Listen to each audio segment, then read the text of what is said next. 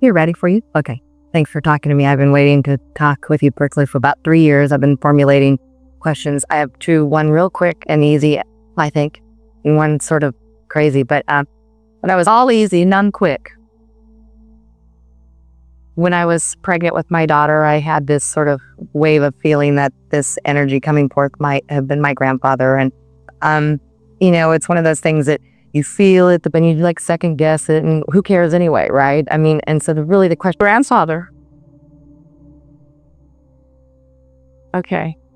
Wanting me to know that? Or, okay, so my question is, I guess it's more of a curiosity thing. Was I correct in this perceiving? Is it appropriate for me to know that or not? I know we're not supposed to be dwelling on, whoever he was or whatever, because then we might overlay, the things that he had and his ego, his existence and now it's not that way. And I was wondering, first, can you tell me, is that accurate? Yes. Yes. Okay, I had to just be blown away for just a second. Okay. Because I tend to doubt myself a lot. I'll get the inspiration or the feeling, and then I'll just be like, whatever reasons, like this can't get that. And so is there anything I need to do in terms of respecting that, or does that need to in any way influence how I am with her? Or well, there is another piece of it that we want to give you that we think is essential to holding the first piece, and that is that physical humans often misunderstand. They think that it's physical or non-physical, but that it cannot be both at the same time. Sometimes you will have an impulse that makes you feel a very strong connection to someone who has been dead a long time, and you will wonder, I wonder if that person could be me, or I wonder if I could be being influenced by that person. And then it seems important that they were dead before you were born. And if they weren't dead before you were born, then you say, oh, well, then it couldn't be that. And so it has to be dead grandfather, which you was, that often before you even make the association. When the non-physical energy stream that is grandfather could pour through the body of this daughter of yours, whether grandfather is dead or not. This is a very important thing to understand.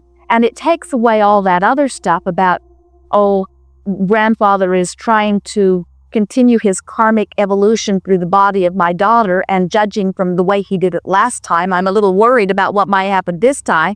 It sort of soothes all of that.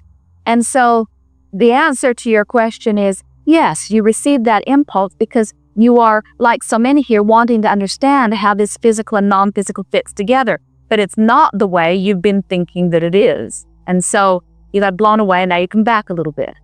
Because the other is much more complicated and not accurate. Something more about that?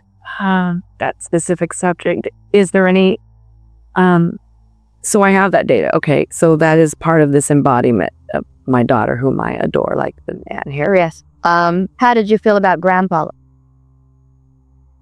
Mixed. And before his death, we had no contact for, a long time.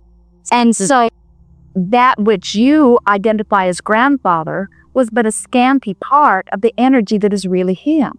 He, like so many, had managed to pinch himself off from so much of the well-being. And so the idea of that disconnected person now being in the body of but it is not the disconnected, it is the pure positive source energy. You should have seen him when he was little.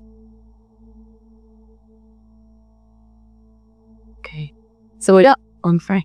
Continue. So because I have this knowledge now, is there any way that I need to proceed? I mean, can I be non-biased, and can I not go, like, she's very prone to this French, she's two, and we'll sit and watch her French video, and he spoke French. And so I'm just like, okay, there you go. There's more physical evidence type thing, And I'm like, okay, so what? And do I need to foster things that I think was something that were his lusts at all?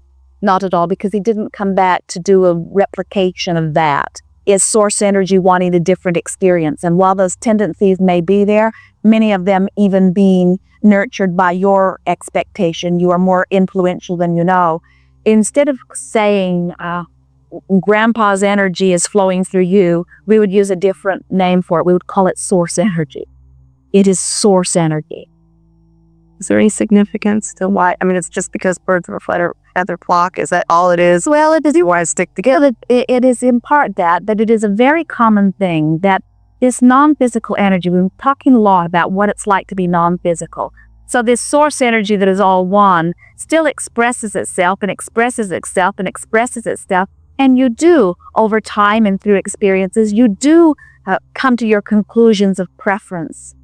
We talked here today about other dimensions that are all part of this one universe. And we say, those of you who are experiencing planet Earth, continue to come forth to take further the creation that you've all been part of. In other words, you are not looking for other dimensions while you have access to them. For the most part, you are wanting to continue to work in the garden that you have planted, so to speak.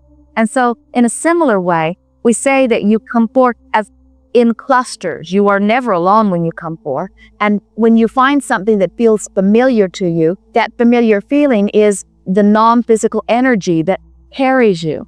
So, since you come forth in clusters, it is logical that you're coming and going with those clusters. You're maintaining some sort of continuity.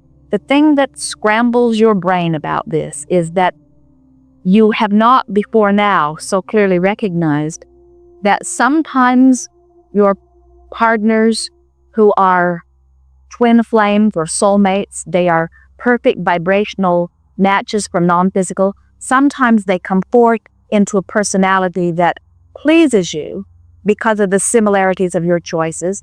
And sometimes you come forth into personalities that do not please. And there is almost without exception a desire to call the pleasers of my family and the not pleasers a big mistake. Somebody else's family got in there. And we say when you put it in the context of what was the individual doing in his life experience about allowing or about not allowing, then you begin to recognize that often you come forth and because of the circumstances that you are interacting with, you have fuller allowing or lesser allowing, but all of it adds to all that is. There are many who would say, oh, well, I thought this was an evolutionary thing. In other words, I come forth and each experience that I come forth, I gain a little more knowledge and I become more and more and more and more and more and more and more allowing. So what would somebody of my advanced, evolved family of consciousness be doing? Coming forth and not being allowing. And we say, you lack the variety of it. Sometimes you deliberately are born into greater contrast because you like the sensation of greater desire being born within you. Contrast is seen as a good thing from non-physical, and we're going to put this in as easy to hear terms as we can express because it's going to blow some of you away again. Even resistance is seen as a good thing from your broader perspective. In other words, your inner being does not see you as wrong. Your inner being doesn't worry about you or feel bad for you just because you're in a state of resistance, because it is always seen as a temporary state. It is often seen as a consequence of intense contrast.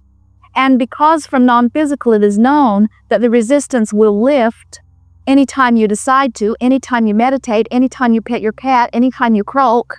In other words, the resistance is not a long-standing thing. It is a temporary thing depending upon where you are choosing to give your attention. You don't come forth saying, I will never allow myself any resistance, because some of the best desires that were ever born within you were born out of a resistant situation.